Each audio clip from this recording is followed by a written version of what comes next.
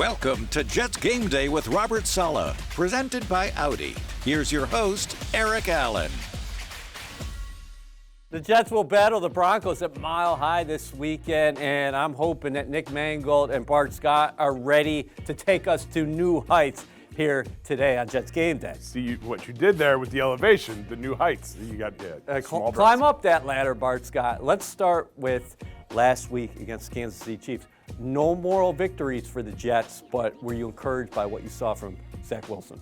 Very encouraging. I like what I think Robert said after the game. This is the guy that we saw all spring and through training camp that, was now finally showcased. It was a good start, and I hope to see that continue. Conversely, what about the Jets' defense? They've made Josh Allen and Patrick Mahomes look like average quarterbacks this year. I mean, and I said it at the beginning of the year. They said, what's wrong with Josh Allen? I didn't say it wasn't a Josh Allen problem. It's a Jets defense problem. And finally, people are starting to understand, because since Josh Allen has faced the Jets in that defense, he's like MVP candidate. They played with passion, physicality, and they were getting off the field, but they're hitting their stride. And if they can get this offense to come along and play complementary football, it's going to allow those guys to rest up and even play and take that intensity to a higher level. You guys feeling lucky today? I'm always lucky. Always lucky. All right, let's go inside the numbers presented by the New York Lottery. Number one, Ashton Davis, the Jets safety, the only player in the National Football League this season with a rushing yard, an interception, and a special teams tackle. Not too bad. That's versatile is what you need on an NFL team. Great to see. You love to see the explosive plays by the defense. Gets the offense back up. Momentum, that's huge. All right, speaking of the defense, here we go with our second number, 7. The Jets have not given up a second-half touchdown in 7 consecutive games. That ties for the longest streak in the National Football League since 2000. Yeah, I mean, if they can get that first half to match the second half, you talk about what's happening is they're understanding what's going on conceptually. And what they're doing is they're going at halftime and making the necessary adjustments.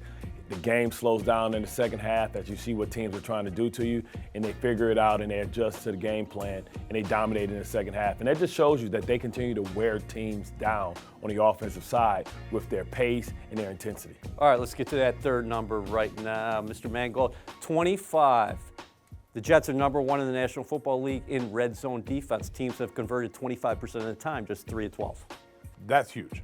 Stopping a team, it's that bend, don't break. They get down there, but when it's time to go, you step up, and the defense has done that. Bart defending every blade of grass. They're not into their end. Let's step our game up and understand what happens in the red zone. The field is condensed, understanding conceptually what they can do, what they can't do, and understanding that you can funnel everything and make the plays that you have to make. And that's huge, right? It's a big difference between 7 and 4 and 3, I'm sorry. Yeah. Let's find out what's brewing right now with Caroline Hendershot and Ethan Greenberg. It's time for What's Brewing, presented by Dunkin'. The Jets run on Dunkin'.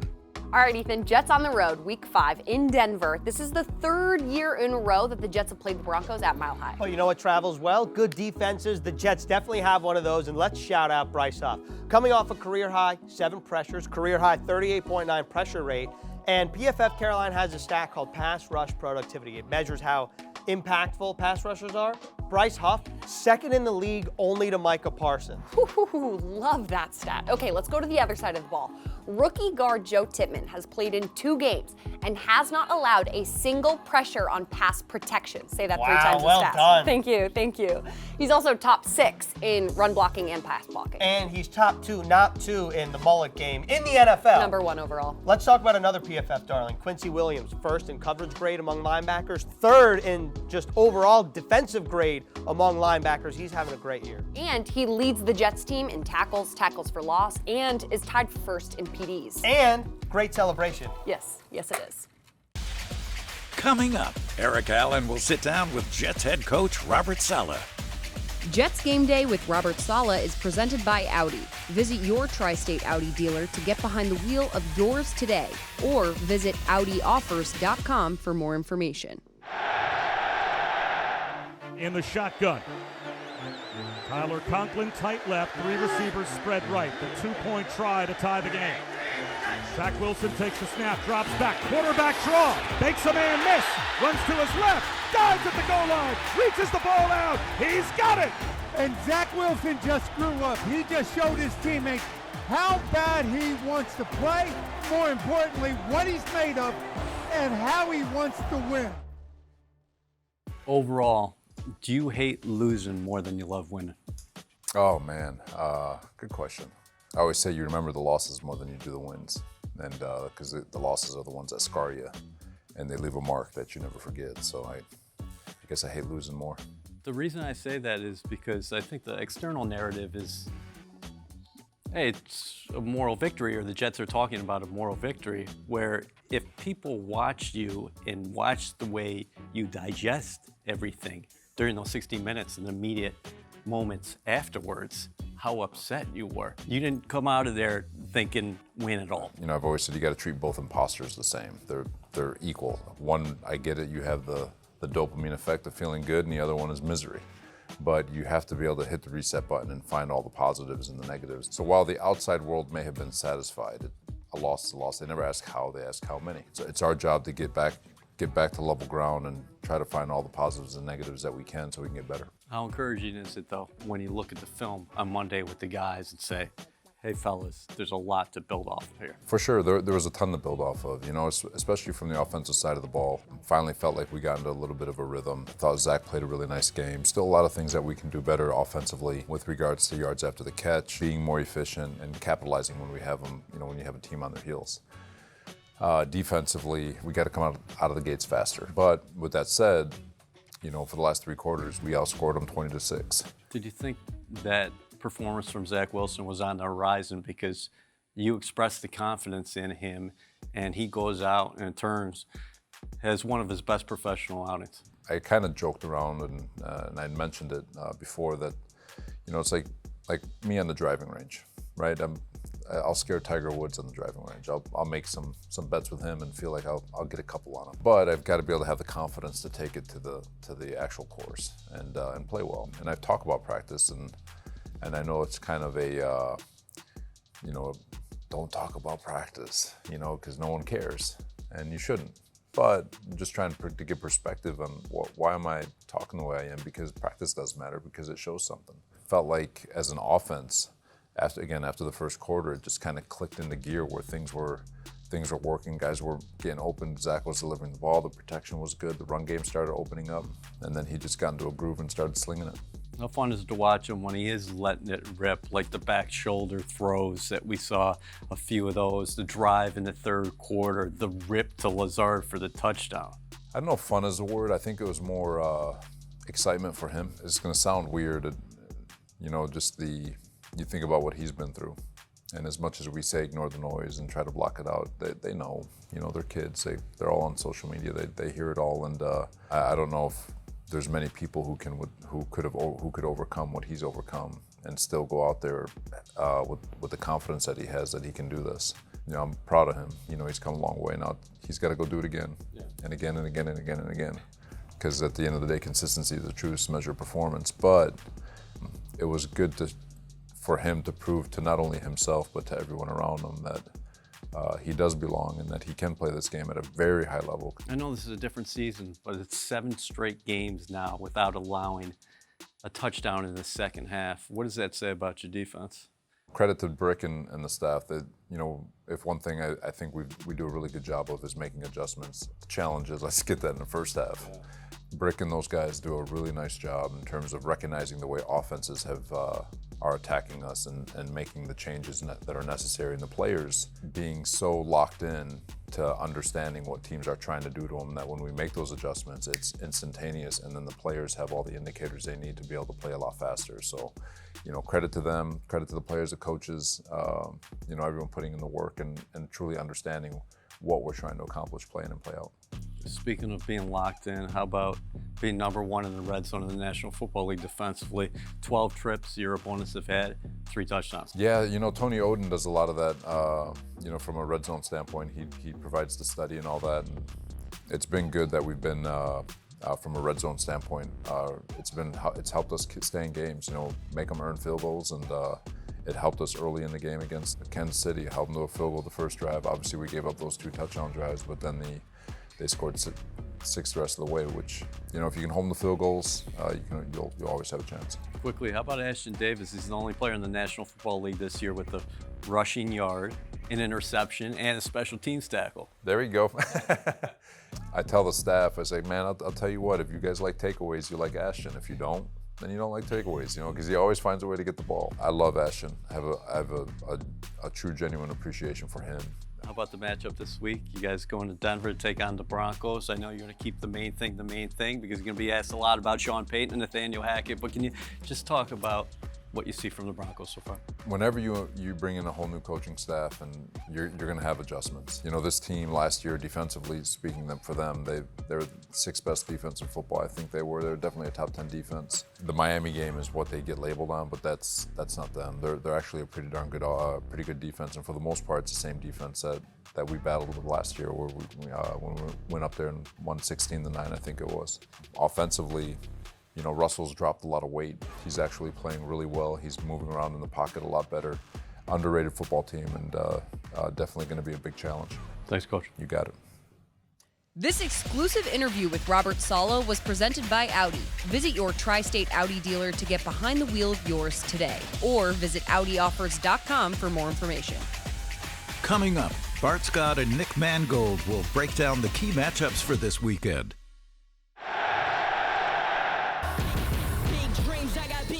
Just like baby, I've been joining forces with the likes of an A-team. Jumping off of buildings used to be so stimulating. Now I'm reaching new heights. I'ma need the off-white. Wilson makes the catch.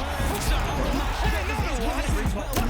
I got his eyes that keep me grounded, that's for sure. Cause one day we gon' make it out this earth. Where's your word? Touchdown! Allen Lazard bouncing outside. Don't even this one. It's intercepted. Intercepted again. The second one of the half.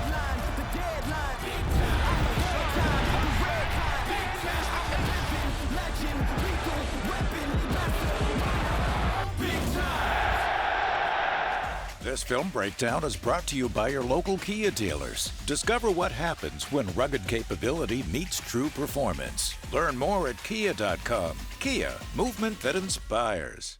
Let's get into our film right now with Nick and Bart. Let's start with the quarterback of the New York Jets. Zach Wilson completed 72% of his passes against the Kansas City Chiefs, a career-high 28 completions, including a number of back shoulder strikes. Right, and he did a great job. And again, the play that we're going to highlight right here, we're seeing the same thing, right? It's cover one, man. You got the high safety here. The other safety's down on the slot, so you know what you're getting. We got motion coming up top. And what we talked about right here, they formed bunch out of the motion. 2 tight ends and the running back. So that causes a little confusion, right? Linebackers aren't that smart. They don't know who they got. However, Kansas City did a great job covering everybody. But what Zach Wilson did here, which was great, he saw his tight end, Conklin, is even with his defender. If you're even, you're leaving. But the guy's back's to him. So he throws the back shoulder throw right on target. It was beautiful. Big play.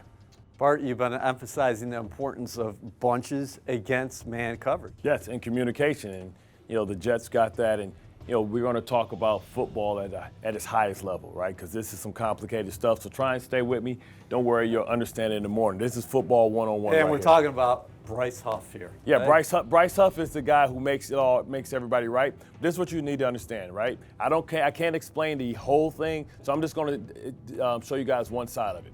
Okay, just remember, one is one and 2 is 2, right? So you got that, Michael? 1 is 1, 2 is 2. Got it. Exactly. Michael Carter is responsible for number 2. So this is man-to-man. This is a man beater right here. You got bunch routes, so you can anticipate a bunch of routes and crossing routes. So Michael Carter is responsible for number 2. As the play goes, now who's the new number 2? Number 1. Exactly. So now number 1, number 2 is now number 1, and number 2 is now number 1. But now this is where the communication happens, right? Mahomes has his indicators. Now number 2 becomes number 1, and they have to pass this route on post-snap. So now everybody's matched up man-to-man, but this isn't your typical man-to-man. This is a matchup man-to-man. So now as the routes progress, who becomes the new number? The last number 2. The last number 2 becomes Kelsey. Michael Carter takes Kelsey, and now what we have at the top with Sauce, while he's pointing, we call this radar. So now Jordan Whitehead matches up with man-to-man, and now essentially Sauce becomes the safety. So now the new number 1 and C.J. Mosley comes down and takes the final man in the zone right here, sitting down. Everybody's matched up. They communicated. This is communication by 5 people communicating, but not just communicating, but also seeing the route and how they develop and who's the finals. And Bryce Huff forces the issue. You got a short pass. You got all that? I'm sure you do.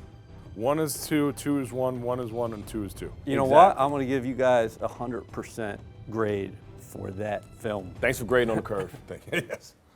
Don't go anywhere. Bart and Nick will put their coaching hats on and deliver the winning game plans.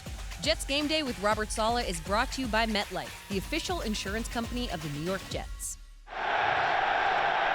This segment is presented by the official digital transformation partner of the New York Jets, HCL Tech, supercharging progress.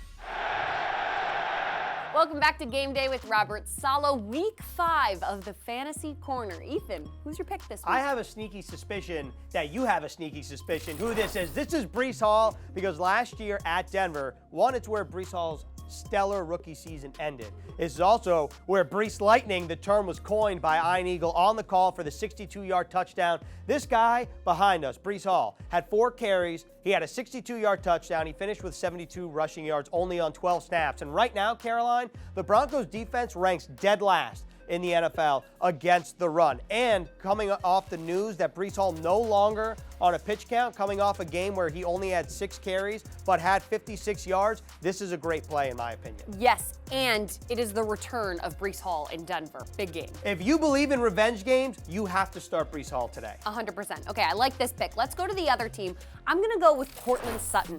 Now, the Broncos have 9 receiving touchdowns this year. He has 3 of them. He leads the team in receptions. However, last year against the Jets, he only had 3 catches for 23 yards. Russell Wilson also has the 3rd highest passer rating in the NFL right now, but that's just something to keep in mind of last year. And the Jets didn't see Russell Wilson last year. It was Jerry Jeudy who led the Broncos with 96 receiving yards. Correct. All right, well, we hope that info helps you set your lineups, and we'll see you at kickoff. Today's game plan is presented by the official digital transformation partner of the New York Jets, HCL Tech, supercharging progress. All right, let's get into our game plans with Nick and Bart. Starting on the offensive side of the ball, Nathaniel Hackett goes back to Denver. That was talked about all week. But the Jets were really effective on first down passing against the Chiefs. What do you anticipate here against the Broncos defense that has struggled mightily today? Yeah, I think it's more of the same, right? They're going to run the ball. They're going to use the play action. They're going to let Zach sling it. I think the big key for this game, like you mentioned, Nathaniel Hackett coming back to where he was the head coach last year, now calling a game against that team. I think that's going to be the big key. Keep it in check, which I think he will. I think you're professional. This is what you do. But there's definitely going to be an added level of I really want to stick it to him and trying to hold that back a little bit. How do the Jets get off to a quicker start? 4 consecutive games they've faced double-digit deficits. Yeah, it's difficult. You got to stay on the ball. You got to win first and second down. Get to a manageable third down. The coaches spend all week coming up with the script. Whether it's 10 plays, 15 plays to start the game. Executing those at the highest level. Bart, what are you seeing from Sean Payton in year 1, and how is he trying to attack things with Russell Wilson as his signal caller? Well, he's trying to get Russ to throw the ball on time. Russ has, struggled with that. That's never been a strength of his. But, last week they got the ball out. They were able to come back, and the team is feeling good about themselves coming back from a 21-point deficit. They're trying to find an identity as well. And you find 2 teams in a similar situation, understand that if they can get this second win, that 2 and 3 is a much better place to be than 1 and 4. You talk about how does the Jets get off to a fast start. I say you defer or you kick off and you lean on this defense. You challenge this defense to get a 3 and out, which gives you great field position to start from the offense to put the Broncos defense that has struggled on their heels. I like that. Lean on the defense. You okay with that? I'm fine with that. It's a good defense. Yes, it is. Okay, so the Jets will try to begin their ascent out there in the Rocky Mountains at Mile High. Enjoy your football weekend. For Nick Mangold, Bart Scott, Ethan Greenberg, Caroline Hendershot, and everybody here at One Jets Drive. We'll see you later.